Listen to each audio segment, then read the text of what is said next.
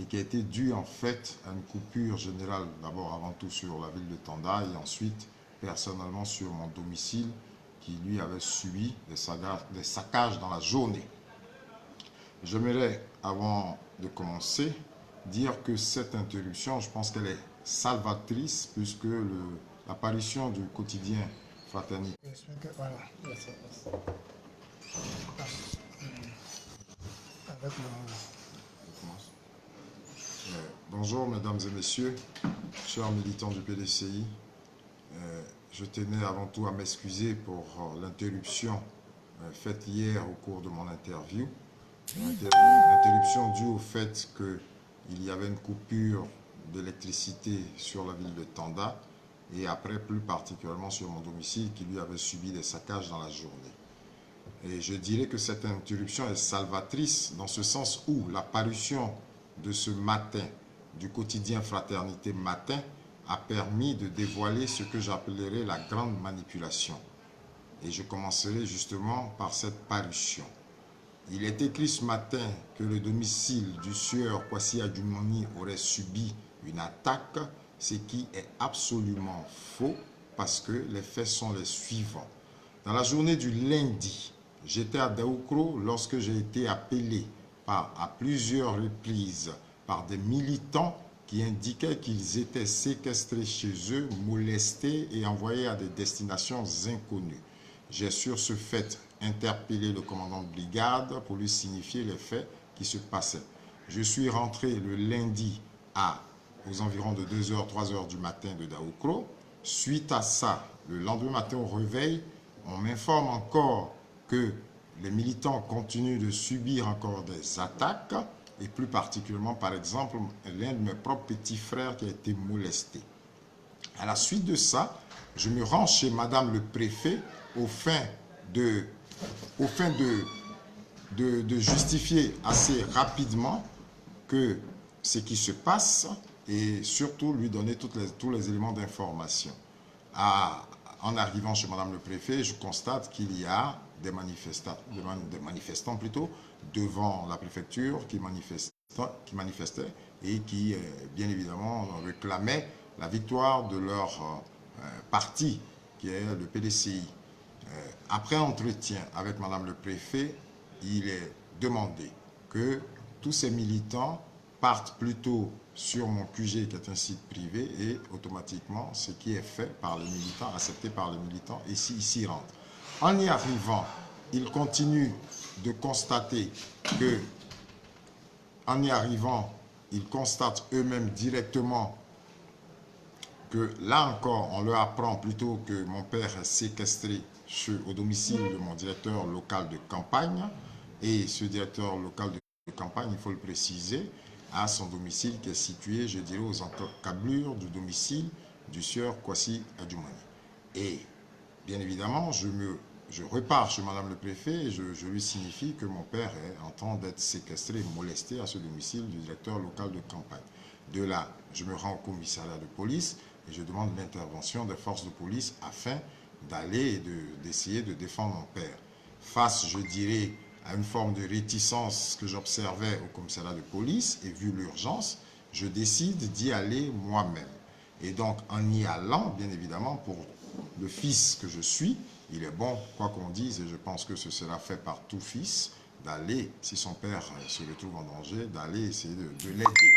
À la suite de ça, en m'y rendant, je précise aussi que le commissariat de police et le domicile du directeur du local de campagne est d'environ 400 mètres en termes d'espace de distance.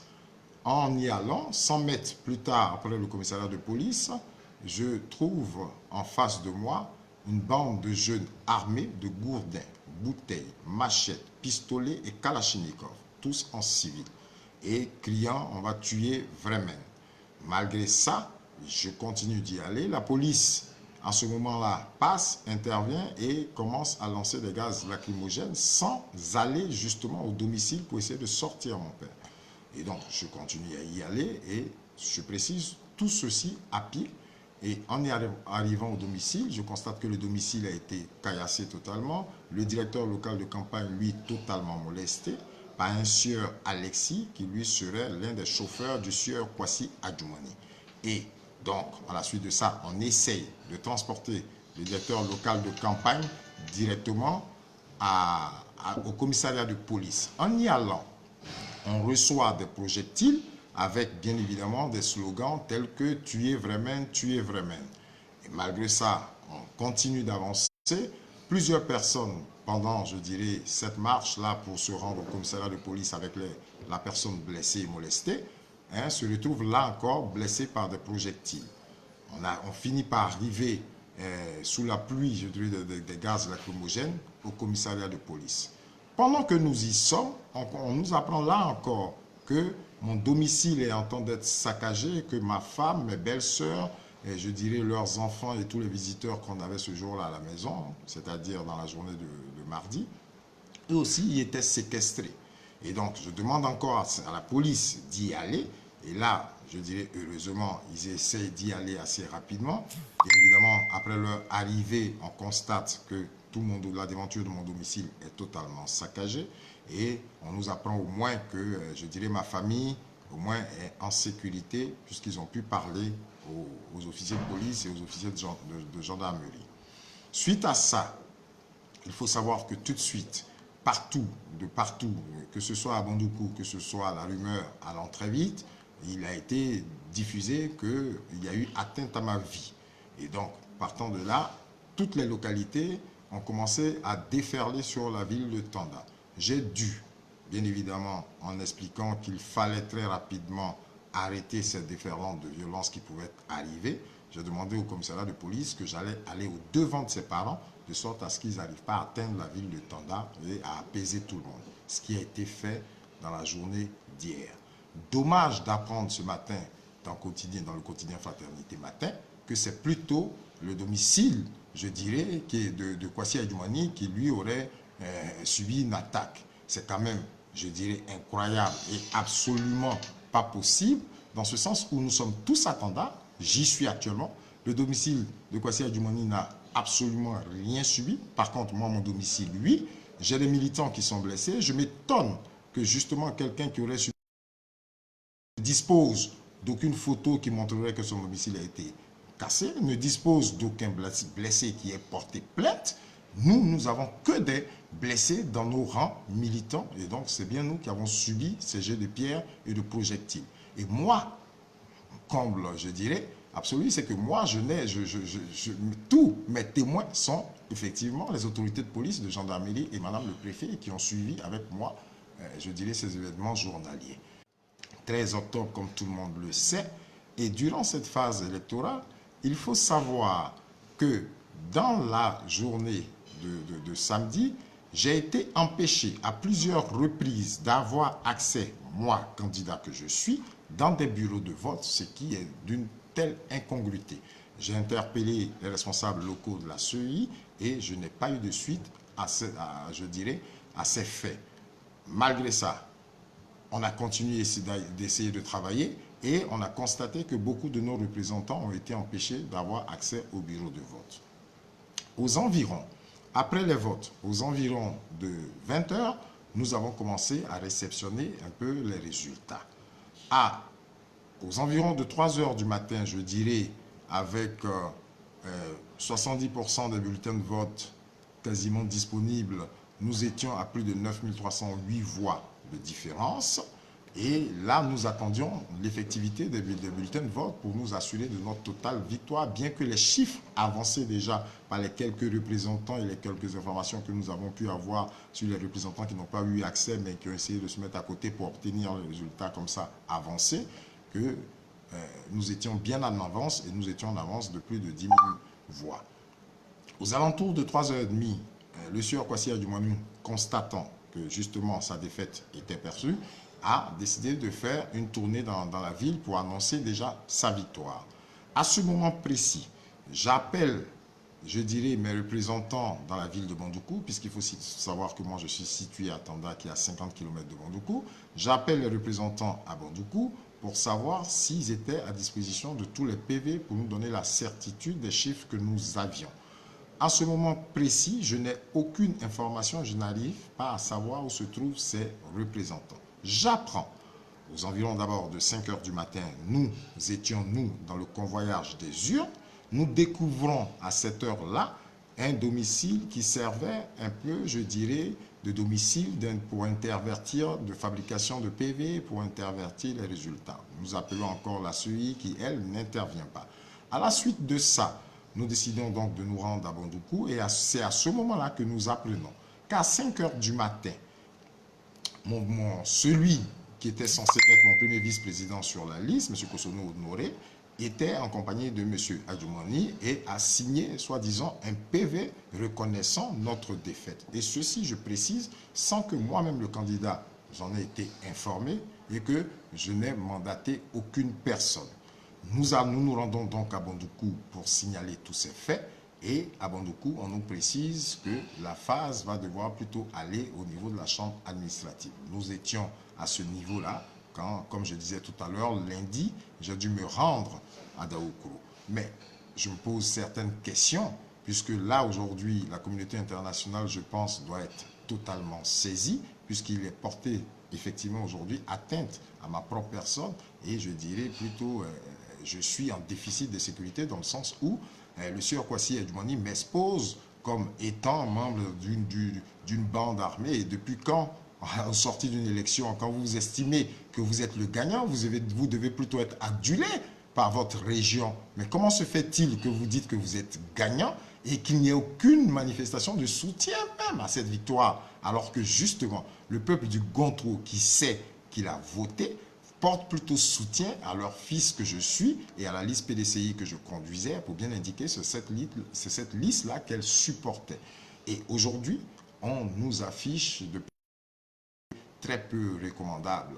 Et je pense qu'il est nécessaire qu'au sorti d'une élection, chacune des parties annonce sa victoire ou sa défaite de façon très simpliste, en acceptant que la voix du peuple qui s'est exprimée soit celle-là, qui soit affichée, en tout cas, en termes de résultats. C'est dommage aujourd'hui qu'en 2020, on se retrouve à de telles manipulations.